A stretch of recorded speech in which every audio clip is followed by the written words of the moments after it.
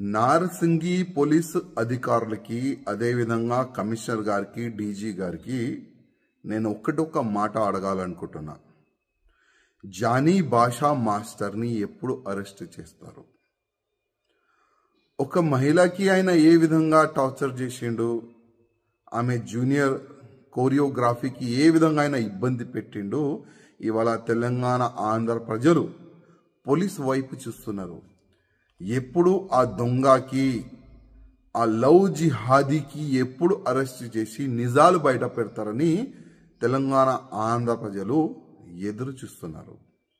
అదేవిధంగా నేను పోలీస్ అధికారులకి రిక్వెస్ట్ చేస్తున్నా, ఇవాళ లేకపోతే రేపు ఆయన అరెస్ట్ అయిన తర్వాత ఈ ఒక్క అమ్మాయి నుంచి కాదు, ఇంకా ఎన్ని అమ్మాయిలకి నా ఇబ్బంది పెట్టిండు, ఎన్ని అమ్మాయిలకి కన్వర్ట్ అయిపోండి అని ఆఫర్ ఇచ్చిండు, అది కూడా ప్రజలు ముందు పెట్టాలని నేను పోలీస్ అధికారులకి రిక్వెస్ట్ చేస్తున్నా.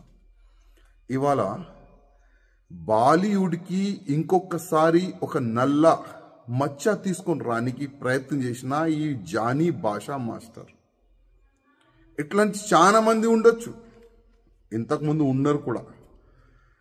ఈ ఫిల్మ్ ఇండస్ట్రీలో పని చేయడానికి వచ్చే వాళ్ళకి కానీ, ఈ జూనియర్ ఆర్టిస్ట్కి కానీ చాలా వరకు ఇబ్బందులు గతంలో కూడా పెట్టినారు. కానీ నేను బాలీవుడ్ ప్యానల్కి, బాలీవుడ్ ఇండస్ట్రీ అధికారులకి మరీ రిక్వెస్ట్ చేస్తున్నా, కొద్దిగా మన బాలీవుడ్ని క్లీన్ చేయడానికి కొద్దిగా మీరు స్టిక్ ఉండాలి.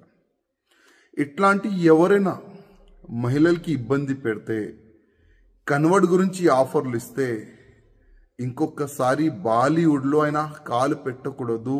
ఆ విధంగా మీరు ఒక చట్టం తీసుకొని రాండని నేను బాలీవుడ్ ప్యానల్కి నేను రిక్వెస్ట్ చేస్తున్నా. ఎందుకంటే ఇవాళ చాలా వరకు ప్రజలు హీరో హీరోయిన్ చూసి వాళ్ళకి ఫాలో అవుతారు, చాలా వరకు ఫ్యాన్స్ ఉంటారు. కానీ ఇట్లాంటి కొంతమంది వల్ల మొత్తం బాలీవుడ్కే చెడ్డ పేరు వస్తుంది.